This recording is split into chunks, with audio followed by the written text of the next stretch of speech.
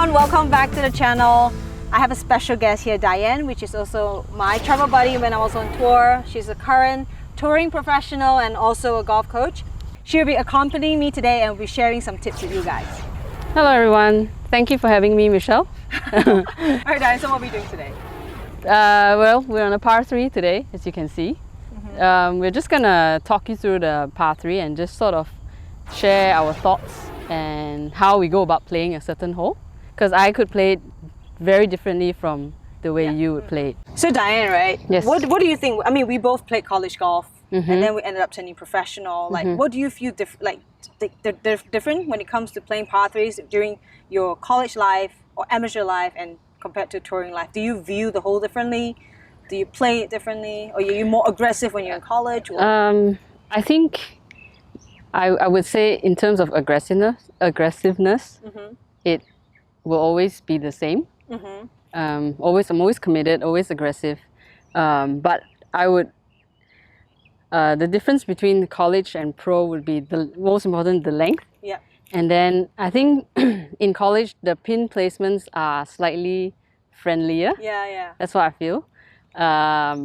Maybe green speed as well. Yep, That will determine how you play a certain hole. So if it's really fast and greens are really firm in the pro circuit, it makes it difficult for the ball to stay on the green as well. But I just think that I felt like I was more aggressive when I was playing in college because maybe the length, right. like what you mentioned, it was a bit shorter, and I don't know why, somewhat I was just going for everything when I was playing amateur golf. Okay. And when I turned pro, I started to be a little bit more careful. But again, I think one reason is because I spent a lot more time with short game and I'm a lot more confident with it. Okay. So I just think that if I miss it, I just got to play it smarter.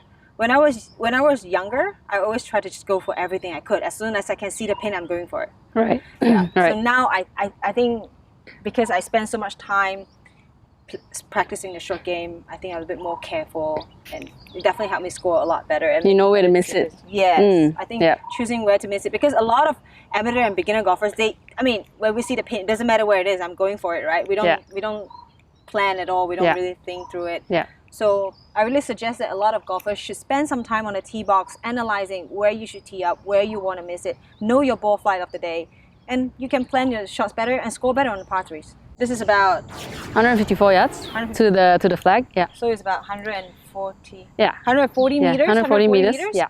As we can see, the pin is stuck front right of the green. So I won't say the bunker is in play, but sometimes if we it shouldn't be in play. It shouldn't be in play. But you never know. So if you happen to draw the shot, you got to make sure if you're hitting a draw and if you happen to miss left, you got to make sure you be able to clear the left bunker. And how far is it to clear the left bunker? It's 150 yards to clear the left bunker. 150 yards, so 135 meters to carry the left bunker. So you're going to make sure that you have enough clubs, okay? Yes. Would you like to go first? Just what iron are you going to use? I'm using a 7 iron today. All right, same for me. So can you tell me a little bit about your pre-shot routine? Like, what do you do before your shots? Okay, so first of all, obviously we get our numbers right. Okay, how much to clear the bunker and whatnot. Okay. Just so I know that even if I have a slight mishit, I can probably still be safe from that bunker. All right. Yeah. That's a good idea. Yeah. And fortunately for me, this hole works to my advantage because I play a fade. So if I happen to fade it a bit too much, I'm still safe. Yeah, and then I'll have a pretty easy chip because it's an uphill chip from there. All right. So is there any particular thing that you think of before you actually, okay, besides the yardages and where not to hit it, like is there any other things, like what about the weather, the humidity and stuff like that? Do you actually pay attention to it? If it's, well, in Malaysia, if it's like really early in the morning, I probably have to club up like maybe half a club or maybe sometimes even 1 club, depending on the weather. But right now it's pretty hot and I feel like I don't have to do that. So I'm just going to play the number. All right. And I'm actually going to aim a little left of the flag. Okay. Okay, and let the slope take it.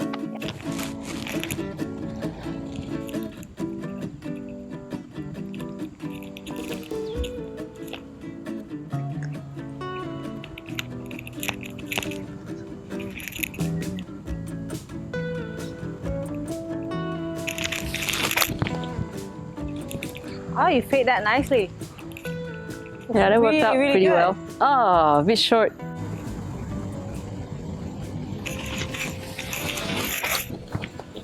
So there's some things that I would like to add on a little bit when I come up to the par 3. I'm quite particular with where I actually tee up the ball. I gotta make sure that I find like quite a flat lie. All right. So this tee box is actually pretty nice. So I would say it's pretty flat, but because I want to avoid the left bunker, I'm gonna try to tee up more on the left side over here so I have a better view of the pin. Okay. So I'm gonna tee up somewhere around here. I'm hitting a 7-iron. So it's actually quite early in the morning, right? It's quite humid today as well because it rained last night. So I'm gonna try to hit it. I'm gonna go at the flag. And let's see how it goes. Because I know that my 7-iron might get there. I mean, it should be a good distance because I hit my 7-iron about 150 yards, I would say for now. I can go with a half 6-iron, but I know that if I hit it past the pin, I'm gonna putt downhill all the way, so I'll prefer to keep it short.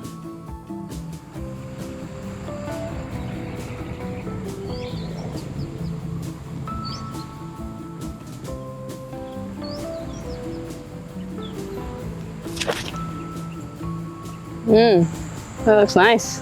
It's gonna get there. Get up! Oh, short too.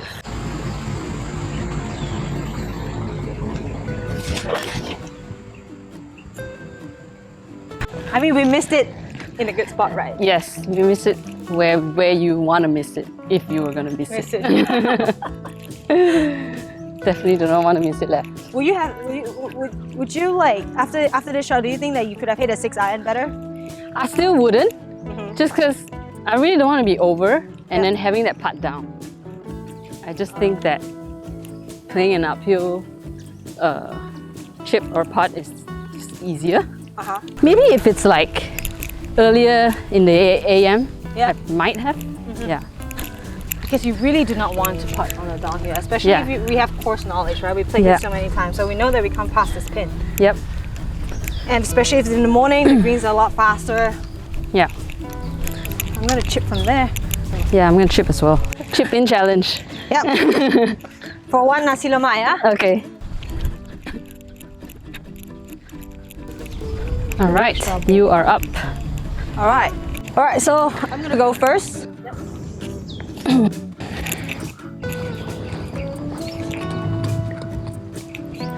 So I have about 11 yards from the pin, okay? I always like to pace it out before I make my chip and just roughly know where I want to land it. As we can see, it's quite steep, so I gotta make sure that I have to fly it somewhat on the green, like on the edge, to have hopefully run up because I'm gonna go with a 58 degree. So if I land it short, the ball might not come up. So I'll try to land it somewhere around here, and let's see how it goes. Okay.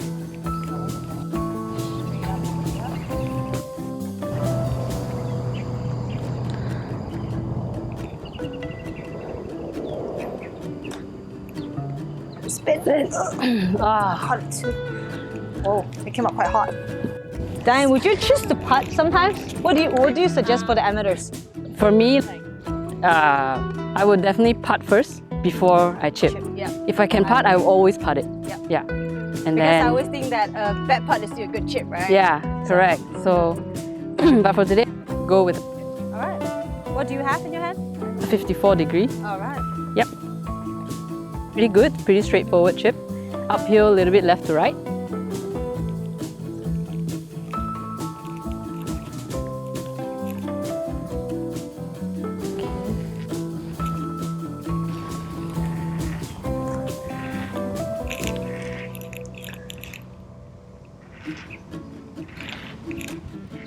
Oof.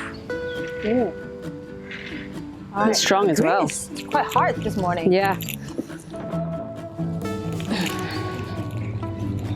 So this will be a par putt. Pressure's on. Yep. As you can see, where Diane is a lot higher than this side, so it's definitely going to go right to left. But it depends on how high I putt it, right? So I like to die the putts in the hole. I'm going to aim a little bit more outside. It looks like it's about 2 ball. 2, 3 ball outside right. Outside the right side.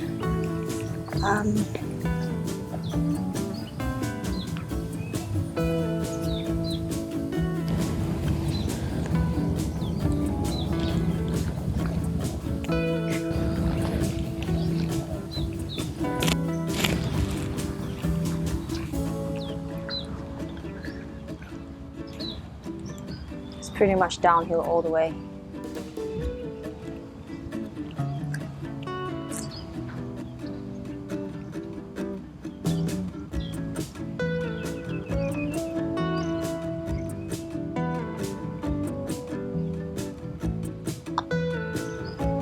Get it. Wait. Wow. That was slower than I... break at all, and it's a lot slower than I thought as well. It's alright. It looked a lot faster. Yeah.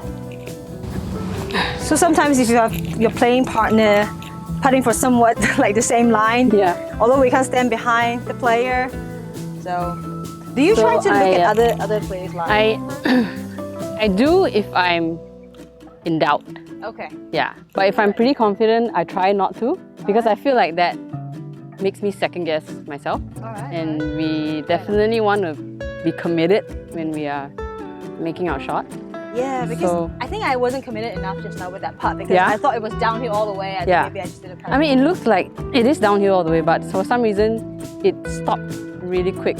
So I don't know. Would you take that into play I now? might hit it a bit harder than what I think right now. Right.